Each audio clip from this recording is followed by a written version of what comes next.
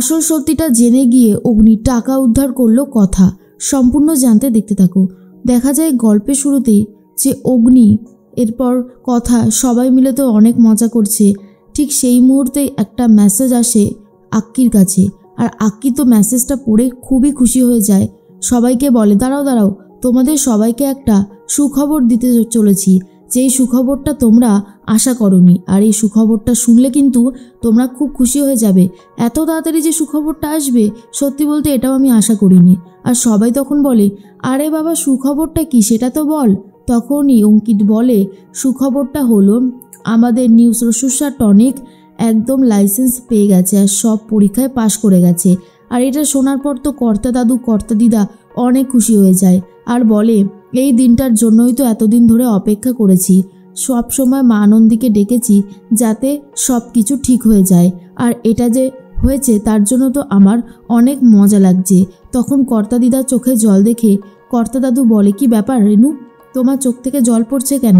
রেনু তখন বলে, কেন পড়বে না কর্তামশাই, আমার নাতি নাতনিরা একটা অসাধ্য সাধন করে দেখালো, যেটা আমাদের বংশে এর আগে কেউ কখনোই করেনি। এরকমটা যে হতে পারে এটা আমি ভাবতেও পর্যন্ত পারছি না। কত কষ্ট করে ওরা আজকের এই দিনটা আমাদেরকে দেখিয়েছে। কর্তা দাদু বলে, সে তো ঠিকই, সত্যি বলতে কথা মা আর অগ্নি ওরা যদি না থাকতো তাহলে হয়তো এগুলো কিছুই হতো না, ওদের জন্যই সবটা সম্ভব হয়েছে।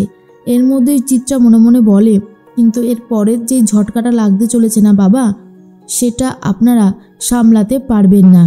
এরপরেই বুঝবেন কত ধানে কত চাল। ঠিক সেই মুহূর্তেই চলে এসেছে তিলক। তিলক যেহেতু সাধু বাবার বেশে রয়েছে, তাই এখনো পর্যন্ত কেউ তিলককে চিনে উঠতে পারেনি। কথা তো একটু সন্দেহ দেখিয়েছিল, যেহেতু বাড়িতে একটা অনুষ্ঠান হচ্ছে তাই ওই দিকটাতে আর অতটাও বেশি খেয়াল রাখেনি। এর মধ্যেই দেখা যায় চিত্রা তখন বলে, বলছিলাম যে বাবা, উনি এখন চলে যাবে। শশীভূষণ বলে, চলে যাবে মানে? আর একটু থাকুন, আপনি না হয় পরে যাবেন।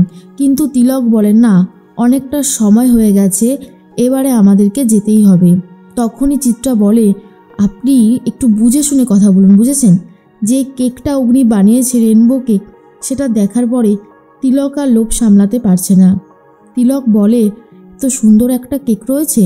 চিত্রা বলে, একদম কেকের দিকে লোভ দেবেন না, যেটা করতে এসেছেন সেটা মন দিয়ে করুন। তার মধ্যেই শশীভূষণ বলে, আপনাকে আর কীভাবেই বা আটকাবো, সেই ক্ষমতা কি আর আমাদের আছে বাবা? আপনি যেটা ঠিক করবেন সেটাই হবে। তখনই কর্তা দাদু বলে দেয় চলে যাওয়ার কথা। আর এরপর তিলক বলে, তাহলে আমি আসি। ঠিক সেই মুহূর্তেই রেনুর যমজ বোন বলে, বাবা, আপনি যাওয়ার আগে আর একটা ম্যাজিক অন্তত দেখিয়ে যান। এরপরেই তিলক বলে, ম্যাজিক? দেখাবো তো ম্যাজিক। এমন একটা ম্যাজিক করে চারিদিকে ঘরে পুরো ধোয়া ধোয়া হয়ে যায়।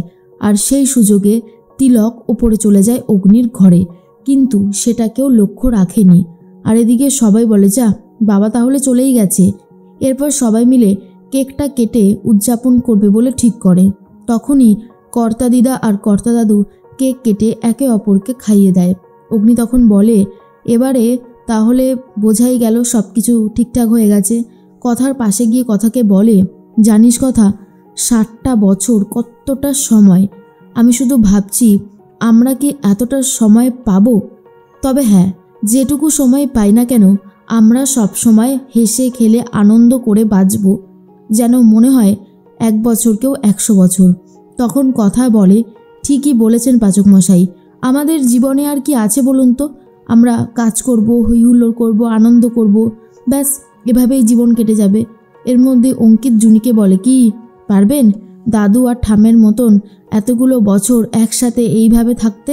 জুনির মুখ থেকে আর কোনো শব্দ বেরোয় না, কিন্তু অঙ্কিত জুনিকে দেখে বুঝতে পারে আগের থেকে এখন জুনি অনেকটাই স্বাভাবিক হয়ে উঠছে। তার মধ্যেই রেনুর চোখে জল দেখে কর্তা দাদু বলে, কি ব্যাপার রেনু, আবার চোখ থেকে জল পড়ছে কেন? রেনু তখন বলে, আসলে এতগুলো দিন এইভাবে আমরা কাটিয়ে ফেললাম কর্তামশাই, সেটাই ভাবছি। দেখতে দেখতে দিন কিভাবে কেটে যায়। এখনও মনে হয় এই তো সেদিন বিয়ে হলো, কিন্তু দেখো আমাদের ছেলে, আমাদের বৌমারা, নাতি নাতনি সবাইকে নিয়ে, নাত বউকে নিয়ে আমরা কত সুখেই না আছি। তাই সবাই তো আর এই সুখ পায় না, সেই জন্যই বললাম। তখন কর্তা দাদু বলে, ঠিকই বলেছ, সব জায়গাতেই তো শুনি কেউ আর একসাথে এখন থাকে না, কিন্তু আমাদের পরিবারটা এখনও একজোট হয়ে রয়েছে, এটাই আমার জন্য অনেক বেশি কিছু।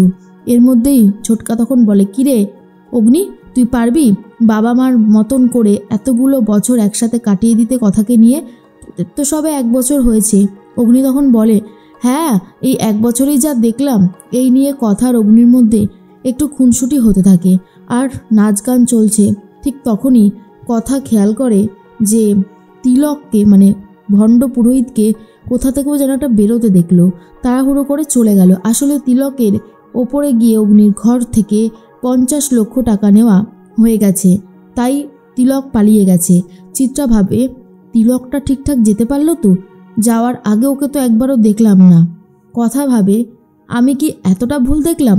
না, কিছু একটা ডাউট তো আমার হচ্ছেই। এর মধ্যেই ফোন এসেছে প্রত্যয়ের কাছে, আর প্রত্যয়কে জানানো হয় প্রান্তিক বিশ্বাসের বেল করানো হয়েছে, কিন্তু কে বেল করিয়েছে সেটা এখনো পর্যন্ত জানে না। তার মধ্যেই কথাকে খবরটা দেয়।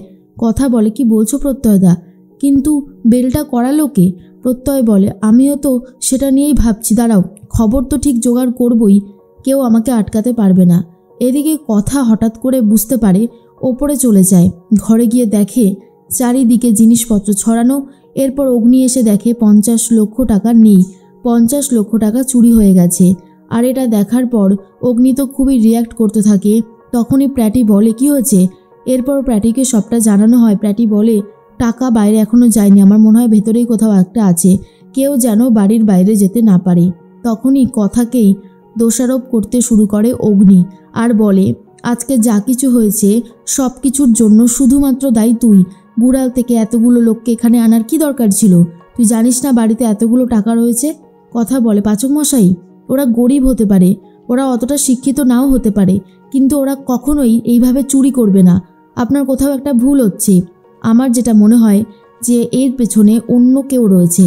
তার মধ্যেই কথা নিচে চলে এসেছে। এরপরেই কর্তাদাদুকে সবটা জানানো হয়।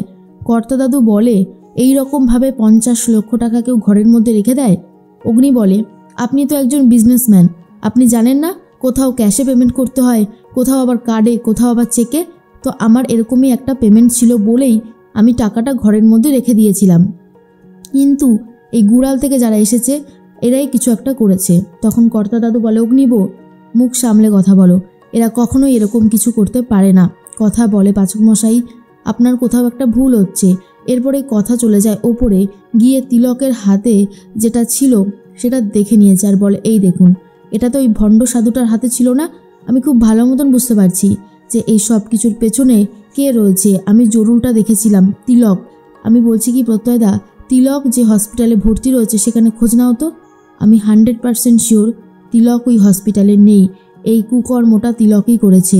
অগ্নিকে কথা দেয় কথা, যেভাবেই হোক 50 লক্ষ টাকা তিলকের কাছ থেকে জোগাড় করে তবেই নিয়ে আসবে। আর তখন অগ্নি বলে, আমিও দেখতে চাই তুই কি করে এতগুলো টাকা নিয়ে আসতে পারিস।